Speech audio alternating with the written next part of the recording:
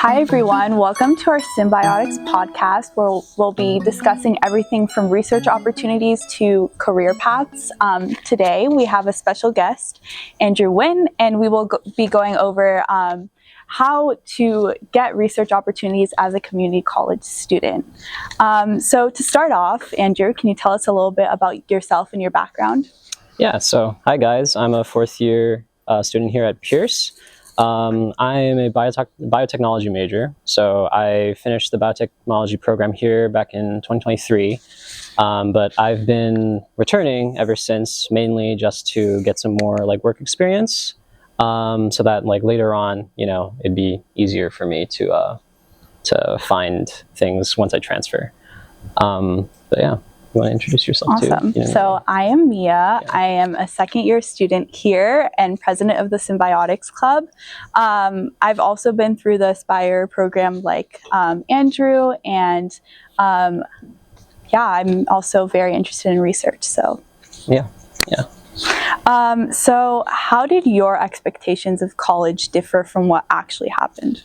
Yeah. So I kind of came into community college with the expectation of, transferring. Like most people, when they think of community college, they think, I'm just going to take some classes, for 2 years usually is what people think, and then, transfer to a bigger 4-year university, right? So I also kind of had that similar expectation, but I also didn't really know exactly what I wanted to do. I kind of knew that biology was what I wanted to get into, but I wasn't sure if there was med school, if I wanted to go research, field work, that kind of thing. I wasn't exactly sure what a bio career would look like for me. So at first, I'm a first generation student. Coming into it, I don't have any relatives that are in the life sciences, so it was kind of difficult at first. So I just kind of tried to feel it out, just take some classes. So I started as a bio major, but I hit chemistry, and then I didn't do so well in my first Gen Chem class. I actually got a C, and this was roughly my second or third semester here, and around then I was like, if I'm not doing so well in chemistry, is bio really the major for me? So because of that, I started having some doubts, whether I could actually, stick it out. So I actually changed my major to psychology. That was something that I was also interested in. For reference, I wanted to go into neurobiology, but I didn't know whether did I want to go to neurology, in med school, psychiatry, with a PhD, or, something like that, a research career. I didn't know what direction. So I was like, okay, well, bio is probably not working out. So, I mean, the next closest thing is psychology, I guess. So I took a few psychology classes, and, it was okay, but it wasn't really to the rigor that I thought it was going to be. Psychology is considered kind of a softer science. Statistically, when you're looking for values in research, the bar is a little bit lower for statistical significance, and also because it's really hard to predict human behavior and stuff. So it wasn't really quite my speed as well. And at this point, it's third semester or something. I'm like, wow, I'm hitting that 2-year transfer really quick, and I'm not really sure what I want to do. But I was able to find a program that just emailed to me, oh, here's a life science research methods workshop that we're hosting at Pierce College in collaboration with Valley College. And I thought that was interesting. And I was like, I haven't really done anything other than classes.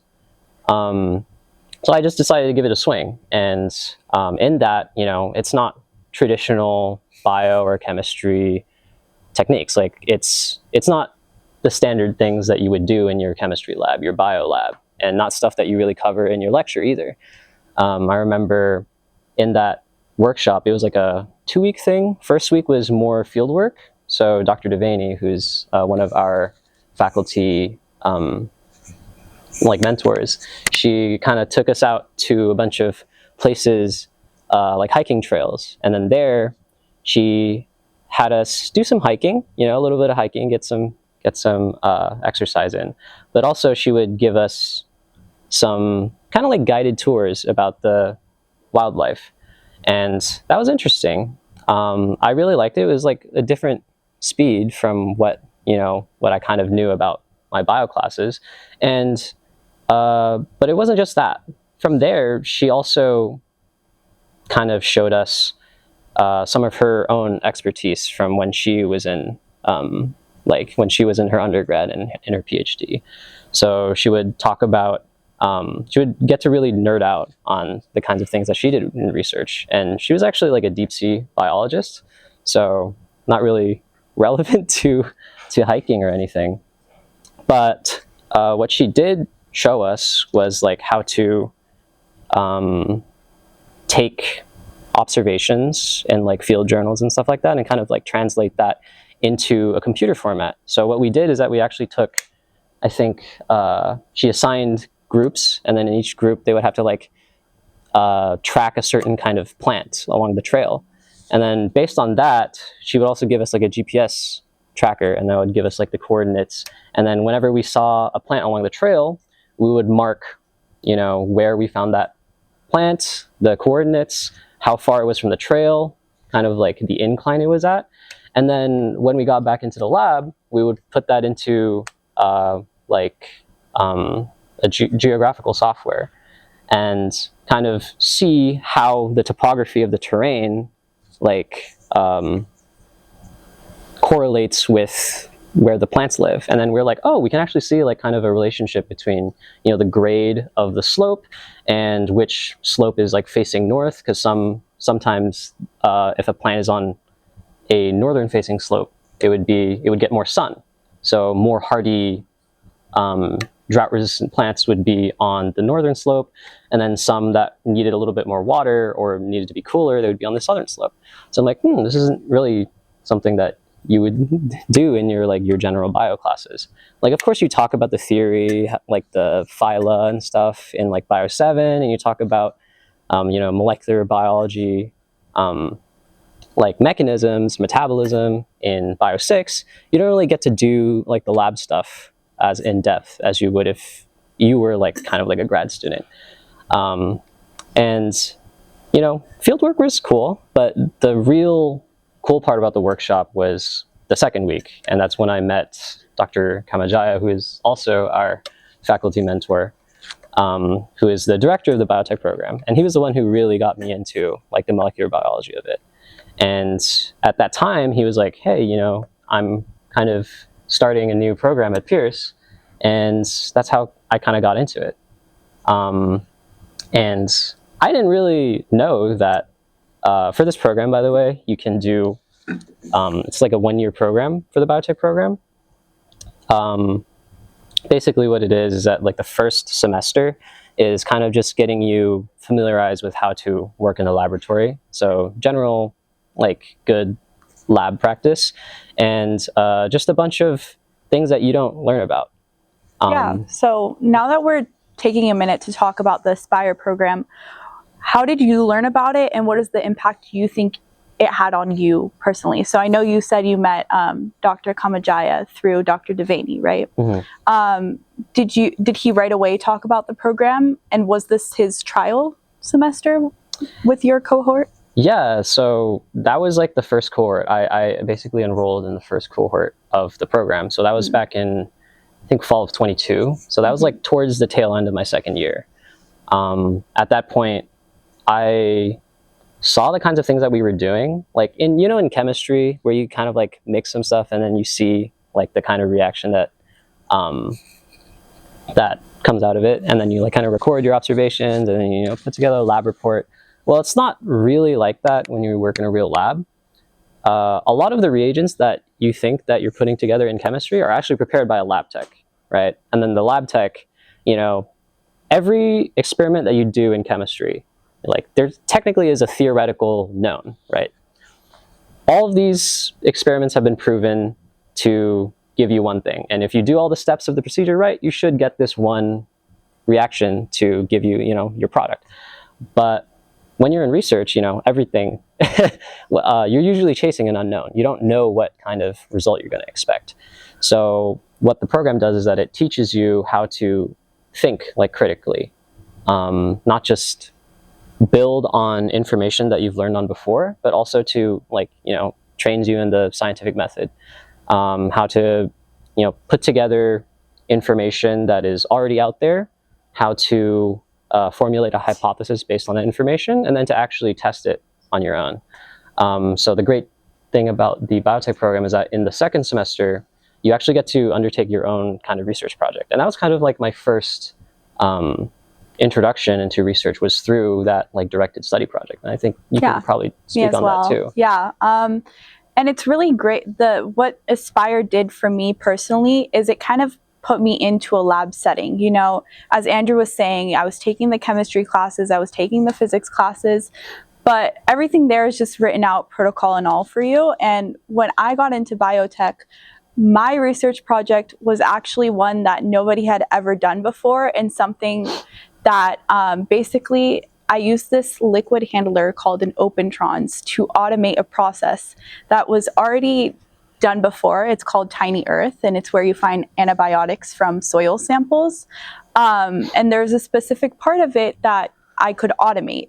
Now, I had never seen the Opentrons before. I had never even heard of Tiny Earth before this program. So everything was just a steep learning curve. But when you kind of throw yourself in the deep end, you got to learn how to swim. So, you know, it's just everything, you know, you're figuring it out, you're taking advice. My mentor was Dr. Sandberg. He works at A2 Bio. Dr. K was also a mentor. It's just a great way to just expose yourself to like all the different aspects of research, not just the lab work. And it was really eye-opening because I'm actually a biomedical engineering major. So taking the biotech class was kind of out of the ordinary for someone with my major. And I did want to incorporate engineering into my project. So the automation just melded smoothly with what I wanted to learn. But Andrew, talk a little bit more about your project. Yeah, so the kind of impetus for me to get into research was my Biotech 3's project, which is the second semester. And that was actually quite a daunting project. And this is to say that research can take many forms. It can be like, you know, compiling all of the literature that's out there and then tailoring that towards a certain research question. Right. It's not necessarily performing experiments, but you're gathering all this information from other people who have performed primary research, and you're kind of like writing a thesis on like how you're like identifying like knowledge gaps, basically. So that's one form of research. And then of course, like the one that you guys are probably more familiar with is like the experimental kind, where you're actually, you know, producing data. And when you're producing data, it can be anything from like making a new method for something to, you know, completely, you know, to discovering like a new antibiotic from a bacteria that we didn't previously know existed. You know, it really is a spectrum, right?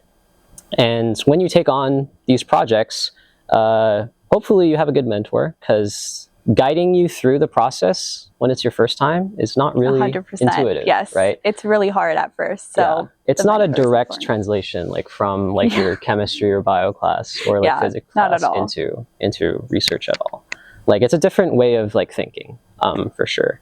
And for me, that first project at Pierce, it's a little bit jargony, but basically what I was doing was I was purifying a protein called a nanobody. And if you guys don't know what a nanobody is, you guys probably know what antibodies are, right? Especially after the whole COVID pandemic. You know, if you have antibodies against COVID, then that means that you probably had COVID at some point in your life. And some of the COVID tests actually look for those antibodies in your system. So there are things called like the rapid antigen test and the PCR test, and those are both things that look for if you have antibodies in your blood. But another cool thing about antibodies is that, especially nowadays, a lot of drugs that are really really lucrative are actually biologic drugs. So this is compared to something like aspirin or Tylenol, which are actually small molecules, right? Biologics are much larger, so they're actually derived from proteins, and proteins are really, really, really big molecules. These biologic molecules have been of interest in pharmaceuticals because of their really high specificity towards certain targets. So antibodies are really good, and they do their job really well. But the problem is that the process that it takes to actually make them, they actually make them in little cells, and they put them in a huge tank, and they just tell the cells to keep making a bunch of that protein. Well, the problem is that these cells are mammalian cells, so basically cells that come from you, and your cells don't really regenerate that fast, right? The doubling time for even cancerous cells is maybe even 24 hours. And they're also really sensitive to contamination. So if you need to take such diligent care of these cells, it's a lot of expensive time and maintenance that goes into it. But if you can grow, antibodies out of bacteria, that would be a really novel way to make these new biologics. But the problem is bacteria can't make antibodies because antibodies are really big proteins and bacteria are really, really, really small. But there has been a recent finding that camelids, the family of camelids, so that's animals like llamas, camels, alpacas, they produce a kind of smaller antibody that's called a nanobody. I mean, nano just means really small, right? And it's like 10 times smaller. So that means that bacteria can actually make these nanobodies. So my project was basically centered around streamlining a purification process from bacteria that express this protein, and then trying to develop some kind of method to show that nanobodies have the same kind of binding affinity as antibodies do. If we can show that, then that would be a really cool paper to publish. But unfortunately, research is hard, so that project wasn't really successful. But that's just how it is in research. You can't guarantee that the first time that you perform an experiment that's going to go right. And the biotech program was really important in tempering my expectations for research. It's not just you have a really good research question and you think you have a really good hypothesis. It's probably not going to go the way you think the first time. Yeah. And this program actually really provided a really good foundation for me to break into other labs, which is something that I'll probably talk about in a little bit. Yeah, well, that's a good segue. So from the research you've done at Pierce, what do you think is most rewarding about it? And did it open doors to other opportunities for you? Yeah, so since I finished the program in 2023, I've worked at 3 labs. Yeah, 3 labs since. The first lab that I got into out of Pierce was a lab at, oh, well, I guess I could talk about this, but this is kind of the flow of where the biotech program has led me. So at Pierce, I discovered the ASPIRE program is the biotech program here, and PACES is kind of the program that kind of introduced me to a lot of different careers, and out of it, biotech and neurobiology was what I was like, okay, maybe I want to run with this now. And my first research experience was actually my first formal one was at the USC Institute for Environment and Sustainability. And there I worked in the Jacobson lab, and this was kind of a shift. At the time, I was still a psychology major, and somehow I got this summer research fellowship at USC that was basically doing marine bio and biochemistry. And really quickly to touch on that, yeah. How do you think the ASPIRE program helped you get into an opportunity like that? So in my application, I remember talking a lot about being able to develop an intuition for scientific outcomes, which is not something that I think a lot of lab classes really prepare you for. Right. When I was in Pierce, in the Pierce Biotech program, you had to like plan out all your experiments and stuff basically yourself. Like you had to put together a timetable. You need to say what reagents you needed, and there's no lab tech to help you, right? There's no lab tech to put together reagents or buy stuff for you. You kind of have to like write a proposal, look at some background research, and then, you know, because you can't just do an experiment willy-nilly. You need to like justify why you're doing this experiment, what kind of need that it's addressing, and stuff like that. Right. So I was basically saying in my application that, you know, I'm already familiar with this kind of, you know, way of thinking. So it kind of gave me an edge over other applicants, I think. And actually, while we're on that, this summer fellowship was actually what we call an REU. An REU is it's an acronym that stands for Research Experience for Undergraduates. And it's generally a really big program that's like nationwide. That's usually ran by the National Science Foundation, but sometimes universities run their own. But basically, there are these, you know, all these really big research institutions that, you know, like USC, UCLA, Caltech are the local ones, but like other state universities and big name universities elsewhere, they have programs like this where they bring in undergraduates from other schools. So this is actually something that, you know, community college students can do. And that wasn't something that I would really expected, was being able to do research while I was here. And it's open to all undergraduates. So that means that you're competing with undergraduates from other top universities as well. So you can bet that when I was applying here, I was competing with like USC students, UCLA students, and stuff like that. And that was also kind of reflected in the cohort pool. I was the only community college student. There's a girl from USC, girl from UCLA. There's a guy from Dartmouth. And,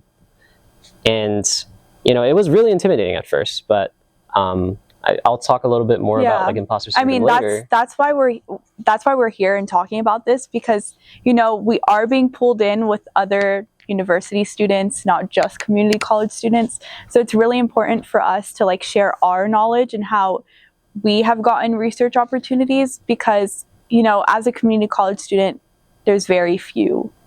Let's be honest. We don't always get like the top choices and things like that. So REUs are just a really important opportunity for us, because we can, you know, compete with other students from universities, because they're looking for people who need the research experience, not just people who can do the research. Yeah, exactly. And while it may seem intimidating to apply, like, this was the only thing that I applied to that summer, and it was because I didn't think I could apply to anything else. And the only reason that I got it was because I was already previously connected with the program manager. Oh, I didn't put the logo here, but this was actually a partnership with the PACES program. So on the previous slide, that's the logo for the PACES program. They are actually a collaboration between Pierce College, USC, and Valley College. So one of the people who wrote the grant for the PACES program was actually the program director for this program. So when I was doing the PACES program, I was able to, you know, talk to this program coordinator like directly. And as a part of it, you know, I was like discussing like, oh, I saw that you guys had this research opportunity through your institute, for which she was also a senior scientist. And at the time, like I said, I was like a psychology major, and this was like a marine biology thing.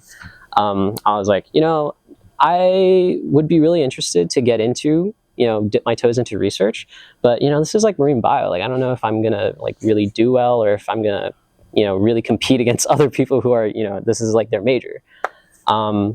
So I almost didn't apply because I had those kind of thoughts, but because I talked to her, she kind of convinced me to apply. She was like, oh, you know, like people change their majors all the time. You know, it's something that happens, you know, basically on a daily basis. Like a lot of people who come into college, sometimes that's not even the major that they have when they graduate, right? So she was like, you know, it doesn't really matter what major you're from, as long as you show like a genuine interest in the kind of research that you're doing, and, you know, you actually put effort into your application and stuff, you know, then you should have a decent shot, right? And she also added that, like, even though this institute is for environmental science and sustainability, actually the director of the institute is a psychologist. And I was like, oh, really? That's really interesting. Like, why is that? And basically what she told me is that the institute, like, although they're focused on that kind of hard science, there is soft science that goes into convincing people how to vote for, legislature that actually prioritizes environmental science. And, like with climate change and everything, it's hard for people to make those long-term decisions because, in the short term, they're like, I want my gas prices low and stuff like this. So it's hard for people to have that consciousness to think ahead of time, right? And, unfortunately, we see that a lot with this current administration where we're kind of we're taking the foot off the gas pedal when it comes to science. And, right. That's, how do we convince people to make those long-term decisions? So, kind of knowing that the director of the institute was a psychologist, I'm like, well, I guess research is more interdisciplinary than you think, right? Yeah. And that's kind of a theme when it comes to research. Right. I mean, I can tie that back exactly to my biomedical engineering versus taking a biotech course. You don't have to exactly be taking research classes or doing research opportunities within your field, because everything will help you learn and grow as a researcher. So I actually want to go back and touch on something you were saying before. A lot of community college students just usually don't know where to look for research experiences, but as you can see, both of us found our research experiences that started us off on campus. Yeah. So sometimes people are just looking too far or too broad.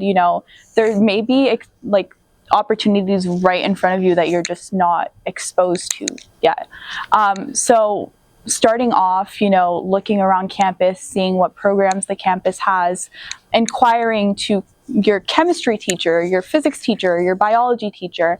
All these professors are here to help you, and I'm sure, if you ask the right questions, they could help you find research opportunities themselves instead of having to branch out. And, it's a good place to start. After that, of course, branch out, build off your experiences here, but your community college is a really amazing place to start your research experience. Yeah. And often a lot of these programs are actually they're looking for students. Sometimes the students don't know if they want it yet, but I've had experience talking with other biotech program directors that they're struggling trying to find students. They're doing their best to try to put themselves out there, but students just are kind of set. They think they're set in their path. Yeah, single-minded towards an end goal. And our program manager has struggled finding students, and luckily our program is growing because students are advocating for it, just like we're advocating for it now, and we're spreading awareness because anybody here, anybody watching could benefit from a program like this. Mm-hmm.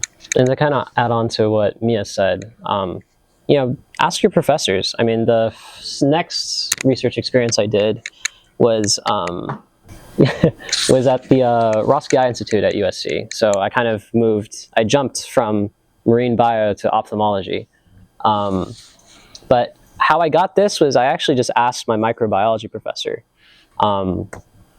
Basically what kind of happened was I just went to office hours, and then this year, I started this July of 2020, last year.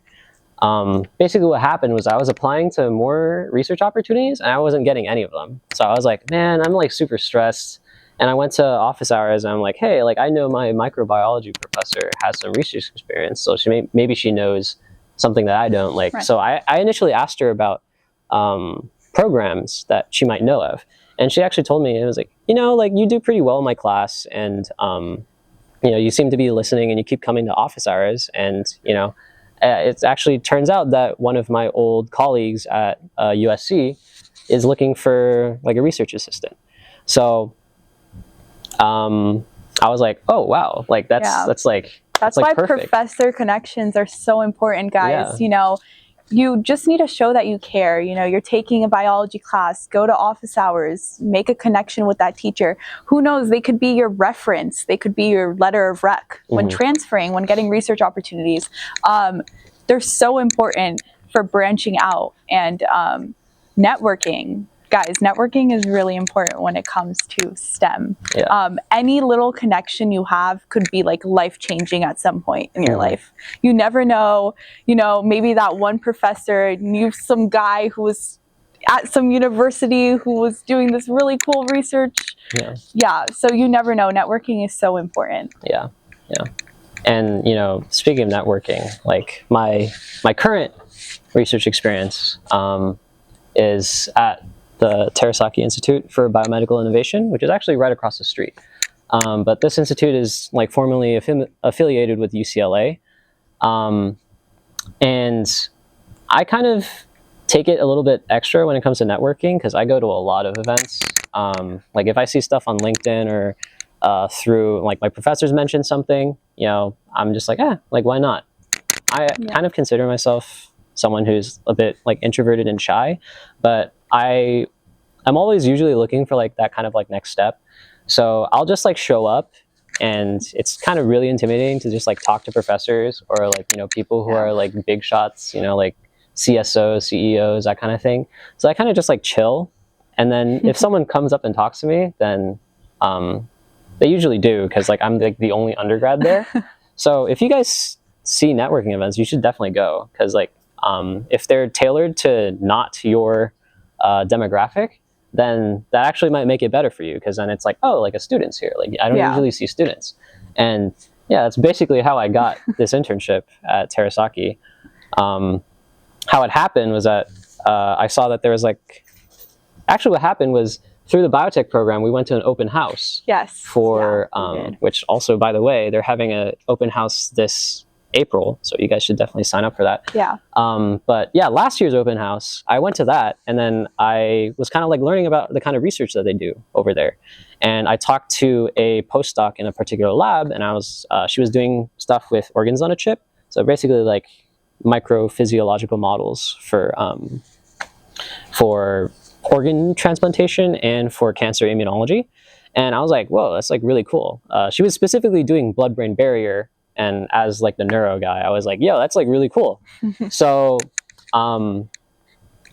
I kind of saw, I was like, yeah, no, this is a lab that I could definitely see myself working in. Yeah, it was really cool. And I think these events are just also like, even if you don't get anything out of it, they're just really inspiring. You know, you're seeing all this research happening, and usually you wouldn't be exposed to that research, you know, here on campus. So I found that open house really inspiring. Yeah, and I was like, pretty much before this, I was kind of like a pure biologist. Like I never really dabbled in like biomedical engineering. So like I would have never really found out about this whole like organs on a chip space if it wasn't for, you know, that open house that Dr. K over there kind of forced us to go to.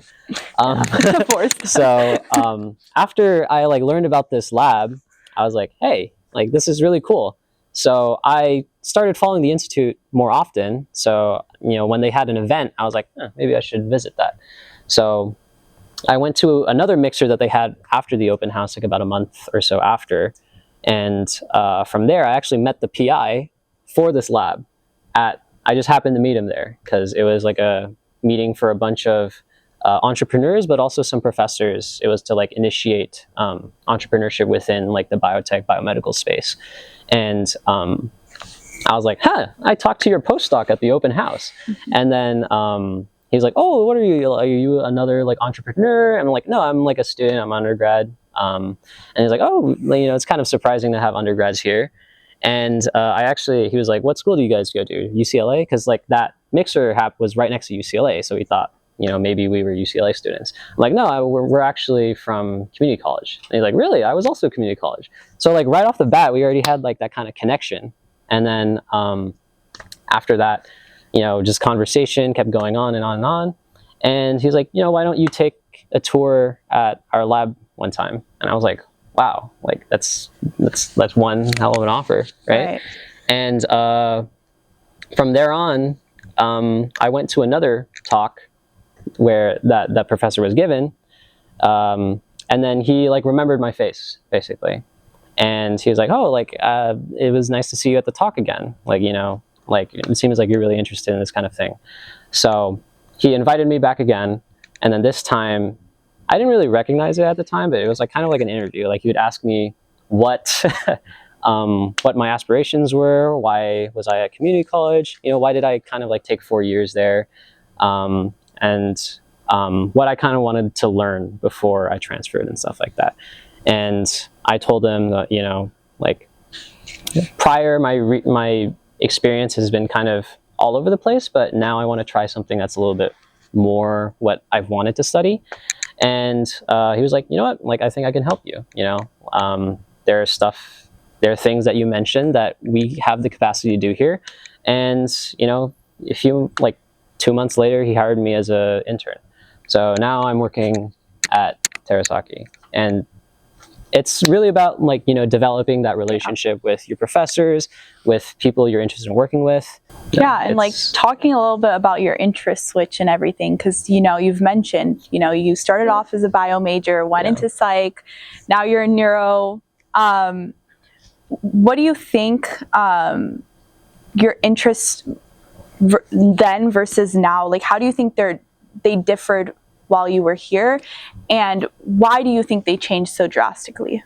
That's a good one. I think for sure, like, back then it was a lot more broad. Like, I was like, you know, I kind of like neurology or neurobiology, but I'm not sure like exactly what about it kind of interests me, you know. And then it wasn't until I took a few more classes and then I did a bit more exploration on the side, or like talking to professors, you know, asking, you know, what they did, what they enjoyed.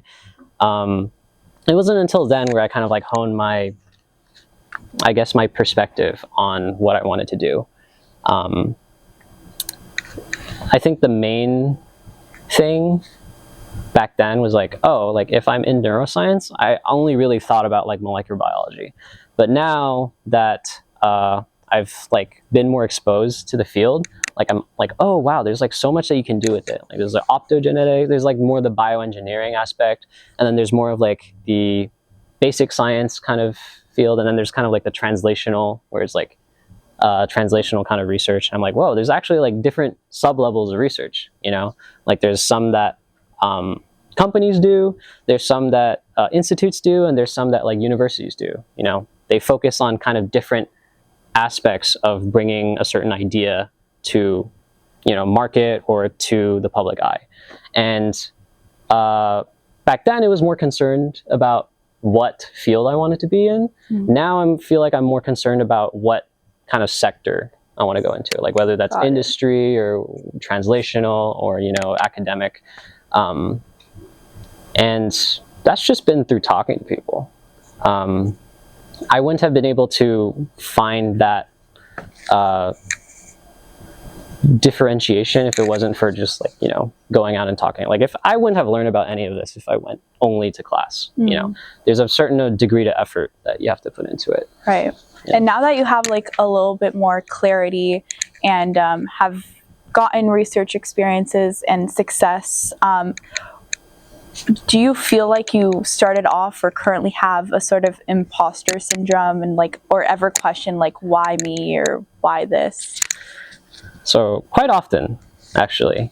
And I've noticed that it's not really something that goes away per se.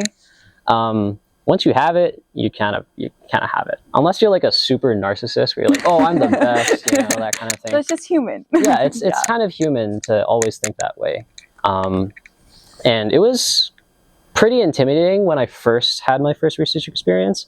Like I said, like, I was in a cohort kind of setting at the Wrigley Institute. So I was like, you know, living and working together with other students from different universities. And I'm like, oh, like, they're all from big name universities like UCLA, Ivy Leagues and stuff like that. But at the end of the day, like, I kind of realized that, you know, all of these students are in the similar boat to me. Like, it's also their first research experience or close to their first research experience. And the, you know, admissions committee is already kind of like filtered out the people that are kind of, you know, way too high, like, oh, they already have like, you know, like 3 or 4 research experiences. They're all trying to introduce the idea of the scientific method to these students outside of like a class setting. So we were all kind of like on a level playing field when it came to that. And of course it was still like, am I really like, am I really on the same level as these people? You know, Right. like they got into a super good university right out of high school. But, you know, I actually I got along really well with the other students in that program. We were super tight knit. Like we would always hang out all the time. We'd have like parties together. Like, you know, we'd like invite people over for dinner or to like watch movies, and you know, it was a lot. It wasn't really the picture that I had going in. I thought it would be like, oh, cutthroat, you know, like everyone's like for themselves and that kind of thing. But what I really liked about that first thing is that research is a lot more collaborative than I thought it was. So, yeah, I think. Yeah, and I know there's like a lot of students that are scared that maybe they don't have enough experience within a lab or with research at all to get these opportunities. What would you advise them on that topic? Yeah, so, well, everyone starts somewhere. Let's say that, right? Like, a lot of people tend to, I feel like they kind of put me on a pedestal because I have so much research experience, but at the same time, I'm like, you know, I've been here for 4 years. I chose to take more time willingly so that I could get this kind of work experience, right? So it's not like I'm more talented or, you know, more able to do things than other people. Like I was at the same boat as some of you guys, right? I had no research experience at one time. You know, I almost failed a chemistry class at one point. It's about the time and effort that you kind of put into it. And I think it's more about like where you put that time and effort. Because of course, like if you put all this time and effort into looking in the wrong places, then you're not going to find anything. Sometimes I feel like I'm lucky when I get these kinds of positions. Like, you know, like, oh, I just happen to know a professor who had like a colleague, or, you know, I was at this mixer when the person whose lab I was really interested in working in, you know, I thought I was really lucky to be there. But thinking back, I put in the effort to put myself into a position where I could be lucky. Right. Does that kind of make sense? Like I made the conscious decision to go to those events, to talk to my professor, to go to office hours, you know, spend some extra time in the lab, you know, sacrifice my weekends, unfortunately. But yeah, it's about kind of focusing that time and energy into doing something. And if you really want to get research experience, you will get it eventually. I think it's kind of inevitable, right? Yeah. Stay on track, pursue it. Yeah. You know? If you want to do it, then you'll get it. And of course, like, you know, not everyone is in the same kind of situation, right? Like maybe you need to work a job in order to support yourself or other people in your family. And it's not easy because sometimes a lot of these positions don't really pay well, if at all. So it can be hard to really dedicate time out of your education, out of your free time to do these kind of things. But, you know, there are programs that are out there to help you do that. I mean, like we're sitting in Mesa. You know, Mesa is a great resource. It helps connect you to all kinds of programs, let you know about research opportunities, connects you with tutors so you can do well in your classes. And then, yeah, like there's tons of things out there to kind of help support you on that journey. Yeah. There's grants that you can apply for. Some of them might not be competitive, so like the money might be there to help support you, you know, so that you don't have to work while you're doing research, that kind of thing. I feel pretty privileged in that I am able to work not a real job. Like I get to work in a lab, kind of like a cushy lab, and not have to worry about, you know, doing labor the whole time. Right. Like it's a really fun job, and I was able to find those resources and, you know, like really help me not have to do those kind of things to support myself. But yeah, there's a lot of places where you can look for them for sure. And even if you go to networking events and stuff and you don't get anything, you know, just the knowledge of scoping out the field, or like, you know, maybe you get introduced to someone later down the line if you keep going to those events. You know, there's a lot of ways that you can get connected with research opportunities for sure. Yeah, and at the moment, it might not seem like anything came out of it, but it could be that like all of a sudden you see that person that you were talking to at that networking event at another event, and then you're already building a connection with that person. Yeah. But aside from networking, there's also another important aspect to getting internships, especially REUs, which is the application itself. Right. And, you know, securing all your application materials, your recommendations, writing the either personal statements or specific statements for the experience. And a lot of people find themselves asking the question, how do I differentiate myself from the student who's in my chemistry class, in my biology class, in the biotech program with me? What makes me different from them? So could you talk a little bit about how you thought to differentiate yourself on these applications? Yeah, so one thing that I'd like to add is that it's actually something that Dr. K told me once, or told a class once, and it was basically always like treat school like you're always networking, right? So like in class, you know, try to pay attention all the time, you know, try and get your stuff in on time, and you know, go to office hours, that kind of thing. Like your professor will probably notice these little things, right? They'll notice your work ethic, they'll notice, you know, how you work with others. They'll notice like if you don't get something, you're always looking to find a way to solve that problem, you know. And professors are, you know, you meet them every day and you're kind of just like, oh, you know, they just kind of like teach me the class, or they teach me the material. Yeah. But I mean, a lot of my research opportunities were connected through professors, and the only reason they felt comfortable kind of connecting me with them or writing letters of recommendation for me is because they saw that kind of work ethic daily, right? So if you're in a position where you're like, oh, I can't really spend time doing extracurriculars, or, you know, I have to go to work after class to support myself, something like that, like try and, you know, keep that in mind. Like your professors are a really powerful resource. Like if like their letter of recommendations are incredibly important. That differentiates you for sure. The more the professor knows you, the better they can write the letter of rec. So making sure you have good connections with the professors is just all the more, you know, impactful. Yeah. But it really is about the time and effort.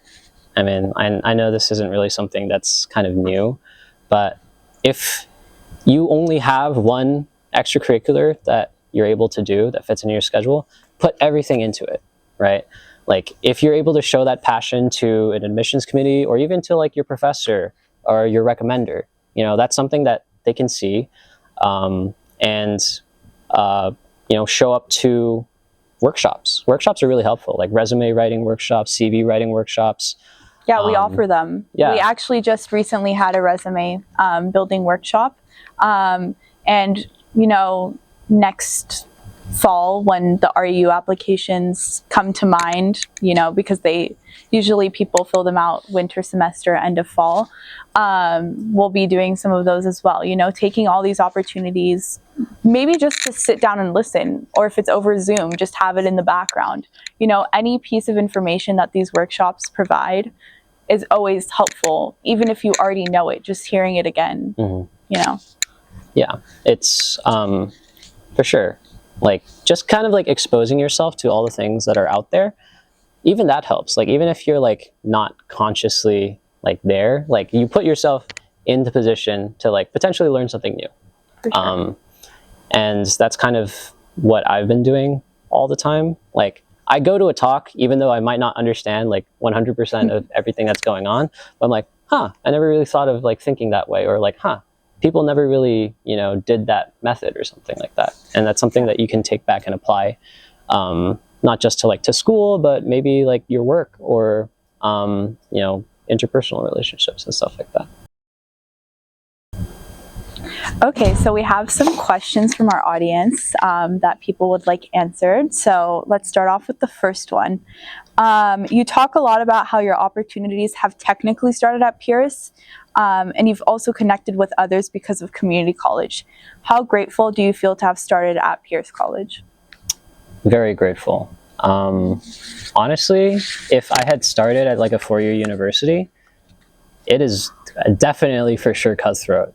I have friends at like USC, UCLA talk about how difficult it is to find like labs at their institution. Even at like schools that kind of like brag about their low like faculty to student ratio, like, oh, like we only have like 13 students for every teacher or every professor. And I talked to some upperclassmen there when I was at the Wrigley Institute, and they're like, oh yeah, I emailed like 30 people, and this is like I'm only working here because this professor is the only one who replied. I'm like, wow, is it that bad? And apparently there's a lot of gatekeeping that happens at 4 years too. So, you know, because like they want less competition in the admissions process, they only really like tell their friends about it and stuff. And that kind of like extends to not just like opportunities in general, but also like their classes. Like I've heard some like terrifying stories about people feeding misinformation to each other for like practice exams and stuff. So Yeah. it's definitely a lot more nice to be here. I definitely feel like the connection that you have with professors is a lot more intimate than you would at a 4-year, where like, especially if you're taking like a lower div course where it's like, I don't know, like 300 students for like one professor and like a couple TAs. Here you're able to really get to know your professor, and also like the professors are here to actually teach. You know, they're career teachers. They're not just there to like fulfill a teaching requirement for their contract. They might just be there for research. You know, they might not actually be that good at teaching. So yeah, I am really grateful to have started here. And there's a lot of programs that kind of like are tailored towards community college students, like the RU, which a lot of them have been defunded, but it was a really good opportunity for me because, you know, they really do look to identify students that don't have as much resources as other students. So being in a community college student, being at a community college, really, there are so many like avenues of support for you. I completely agree with that. Yeah. Okay. This question says, I got rejected from an REU. What do I do now?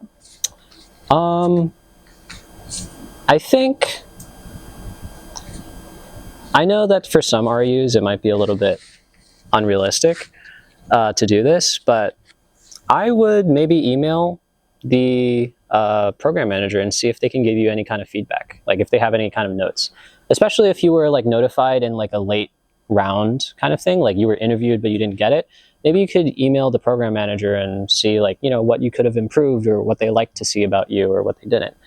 If it was just kind of like a general kind of thing where, you know, they just send you like a pretty generic rejection, yeah, I would email the program manager, see if they had any particular notes that they wanted to see or what they liked about you.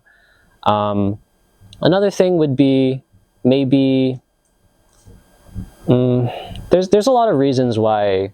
Yeah, it's like very like scattered. Yeah. Yeah. But feedback is usually something that I would look for. I mean, there's always next year. Yeah, no, don't give up. Yeah, if you don't get it the first time around, you know, it's much harder to get it the first time around than if you persistently, you know, apply. And, you know, I think a lot of people, like my mentality at first was like, apply to as many as you can. But if you like focus in on like 3 or 4 opportunities that you really, you know, want to do and spend the time, you know, maybe have people read through your application, professors, you know, that can give you feedback on what you're applying to and things like that beforehand, even before you turn in an application, that'd also be great. Yeah, revision is actually a really good idea. I know like sometimes when you're writing your personal statement and it gets a little personal, it's kind of like hard to like let other people see it, especially if it touches on like sensitive things.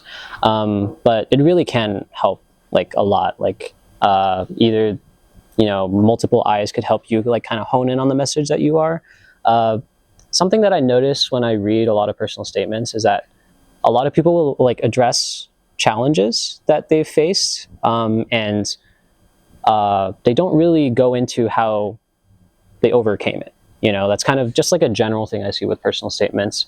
Like they say, oh, I wasn't able to do this because I have, you know, like insert X here. But, you know, what admissions committees kind of want to see is that they want to see like, well, you couldn't do it, but in spite of that, you did what? You know, what did you do to kind of overcome this kind of shortcoming, or what you did to circumvent this kind of thing. Yeah, learn and grow. You know, you're not always going to get the research experience. You know, what we're saying today is advice, but, you know, it's not guaranteeing you any opportunity. You know, you learn and grow from every setback, from every obstacle in your path, and don't give up after, you know, rejection. It's life, you know. People make mistakes. You know, the person reading your application might have not gotten to know who you are as a person because they're just reading an essay, or they're just looking through your resume. And a lot of these RUs don't even have interview processes. They just accept based on the application alone. So, you know, just stay persistent. And keep in mind, some of these opportunities have like literally like hundreds of students applying for them. Like imagine if you're applying for a job and that specific position, there's like 10 available positions and there's like 900 people applying for 10 positions. You know, like it's ultra competitive, and a lot of these programs are open to four-year universities where the students have access to way more opportunities than you do. Like, don't take it personally, especially if you get interviewed and you get turned down. You know, a lot of it comes down to fit. You know, maybe like the PI decided that, you know, like you have a really good resume, but they think that you might not, you know, they might not be able to support you to the best of their ability. Yeah. Right. So don't take it personally. I've been rejected by dozens of opportunities before, and it might feel bad at first, but I think in the end, most people are usually happy that once they do get an opportunity, they're happy that they applied to a bunch, right? And I like to say, you know, don't tell yourself no, let the admissions committee tell you no, right? Because if that is stopping you from applying, you know, you never know if you were competitive for that unless you apply. So, just go for it. Just keep applying. Eventually, like I said, it's inevitable. Like someone will find something that they like about you, and then they'll take you on. Okay, perfect. And then this question is from a transfer student from Ukraine who's just unfamiliar with the American education system and research process.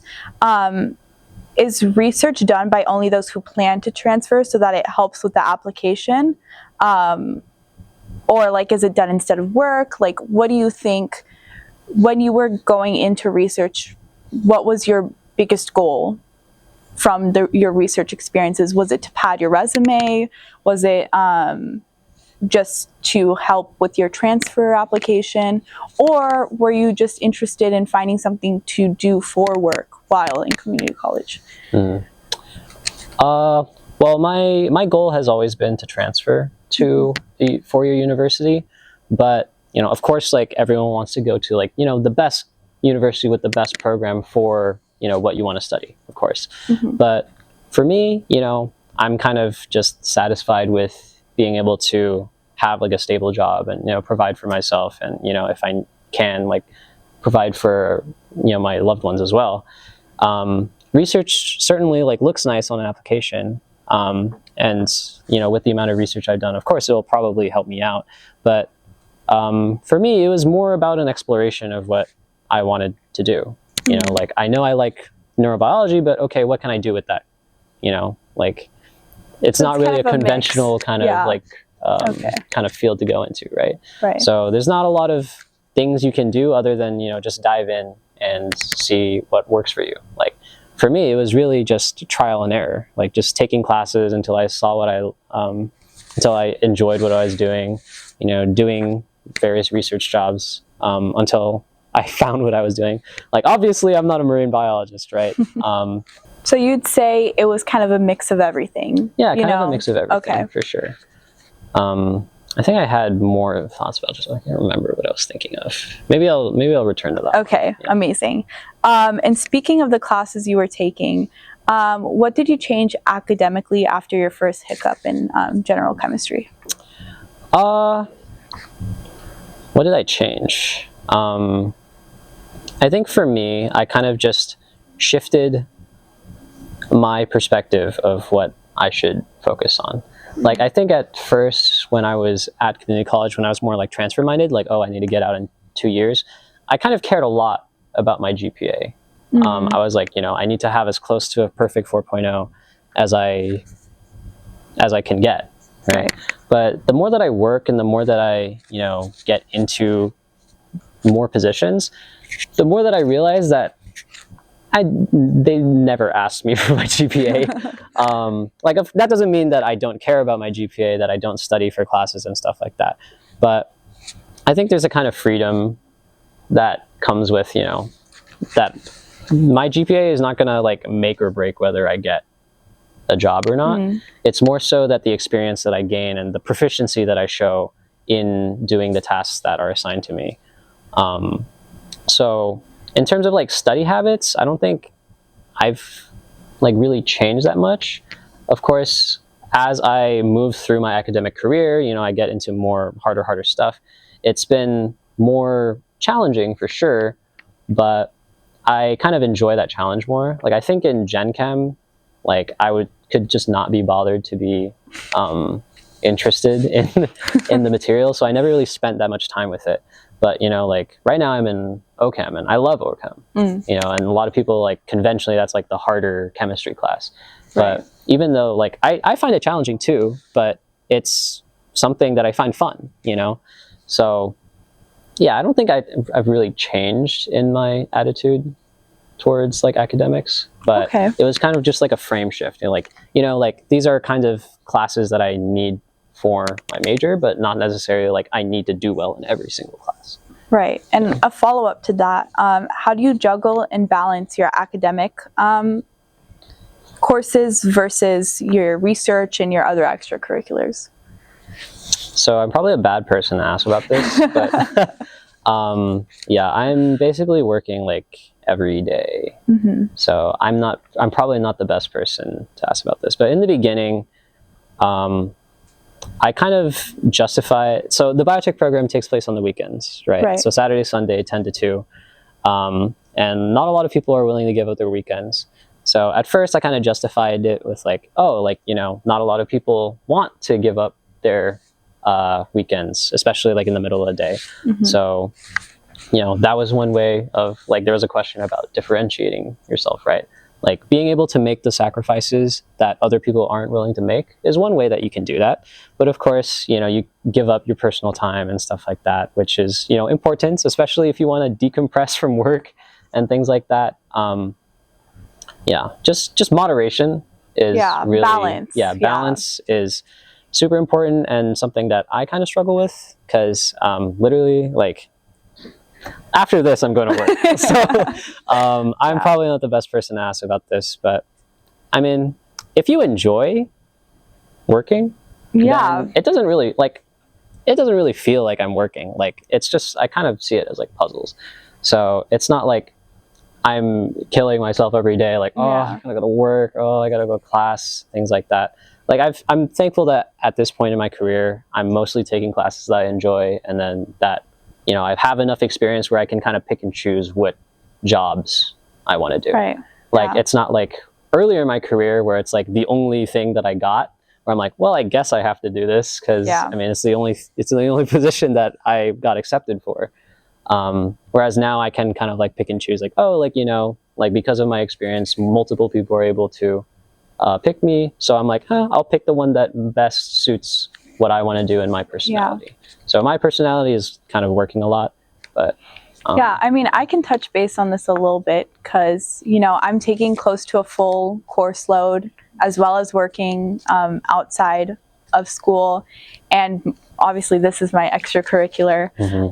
It's really, really about like finding what works for you in your routine. You know, establishing like a base routine, you know, going to classes, giving yourself your hour at night to do something that just makes you happy or relaxed.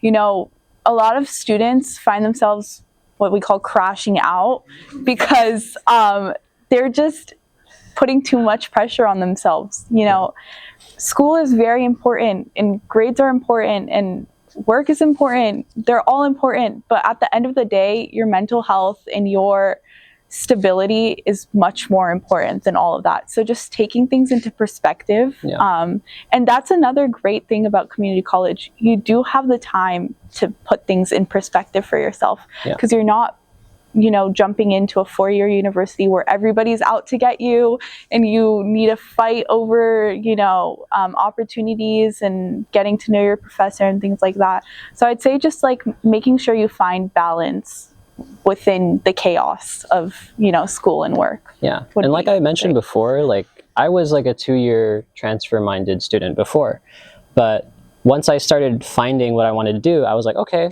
I need to do this, this, and this in order to find, you know, that kind of job that I want, right? So instead of cramming that into the last semester, I decided to take 2 extra years to work, right? So, you know, so that's the way you balance it out. That's the way I balance it. I kind of like spread it out over time, right? You don't need to go to university like right now, right? I mean, there's no rush. Let's just say, rush. Yeah, for sure. And like I do stuff that, you know, PhD students don't know how to do. So like your level of education doesn't really mean anything. It's more about your experience. Like I've met manufacturing associates in like biotech companies who don't really consider themselves scientists, but you know, they do stuff that the scientists don't even know how to do. Like your value is not determined by like your level of education. Right. Especially not the fact that you're a community college student. Like don't think you're any less than anybody else who's at a 4-year. You know, it could be that you actually know more than them because you may have experiences like our biotech program here that a lot of students there just wouldn't be exposed to. That is a wrap on our first episode of our podcast series. Please like and subscribe and stay tuned for more episodes. If you'd like to learn more about Symbiotix, we have a Discord and an Instagram you can visit, which will be linked below.